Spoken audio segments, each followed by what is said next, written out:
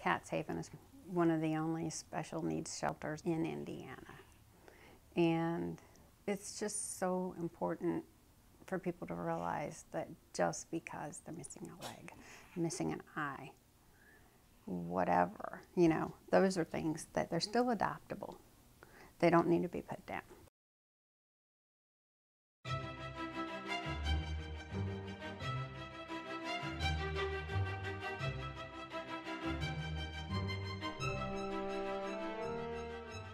Got involved when I met Barb at the fairgrounds. She was out there at a cat show. Ended up about a year later wanting to adopt from her. She had a three-legged kitty, and I went down and to the shelter at that time and met the cat and met Barb and just saw that there was such a need for volunteers. I got involved because I found kittens in a trash bag in a park, and Cats Haven's the only one that would help me out. I called several shelters, and lo and behold, I actually knew the person who ran it. They had special needs cats, and they needed help getting them to a vet, so I wasn't working at the time, so I thought, okay, I'll do that. And then about a year ago, I started working for Cats Haven as their veterinary technician. Cats Haven started because a paraplegic kitten found me almost 30 years ago. Somebody left her in my yard, and she was just an ornery little thing, so I named her Phoenix because I figured she was going to be walking. A month later, she wasn't any better. We found out that somebody had shot her in the spine with a BB. I wasn't going to keep a paraplegic kitten, but as I talked to specialty vets and other rescues, it was clear that no one would take her. And everybody was saying put her down, and she just had a great will to live. And it kind of snowballed from there.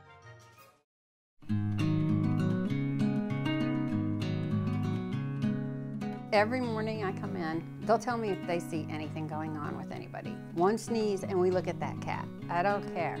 I go room to room and check every cat to see if they look healthy.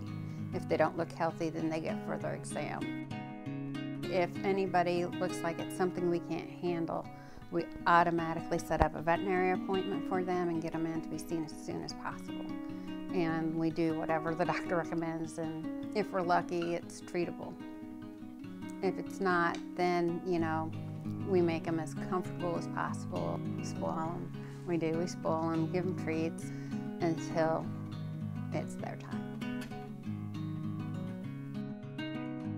I have worked with a lot of nonprofits, animal-related nonprofits. We don't take from the general public. We take either from animal care and control, injured, sick, that type of thing, or we take vet referrals.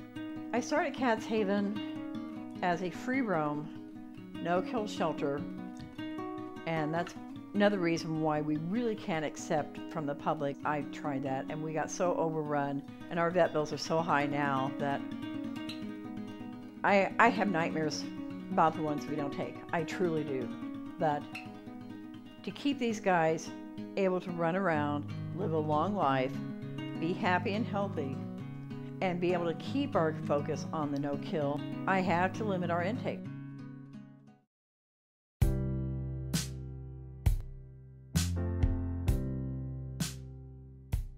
There's a myriad ways you can help. You can actually come to the shelter and pet kitties, read to kitties.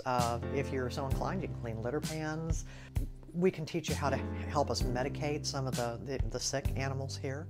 We have a garden in the summertime that helps feed the Julian Center. There's not enough help with the cleaning here. We need people that aren't afraid to scrub walls, aren't afraid to do the floorboards. We'll take stuff. We're always needing to rotate the furniture out because, well, Jack's a bad boy and so is Moonshadow. Broken jewelry, I turn into jewelry that we sell, so the money goes to the kitties. Old bedding we can use. Or come and pet the cats. They like company.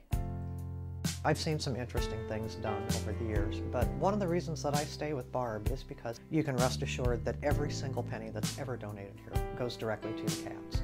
And I sadly can't say that about every nonprofit or every rescue group, but Barb is probably the most honest and ethical person I've ever met in my life.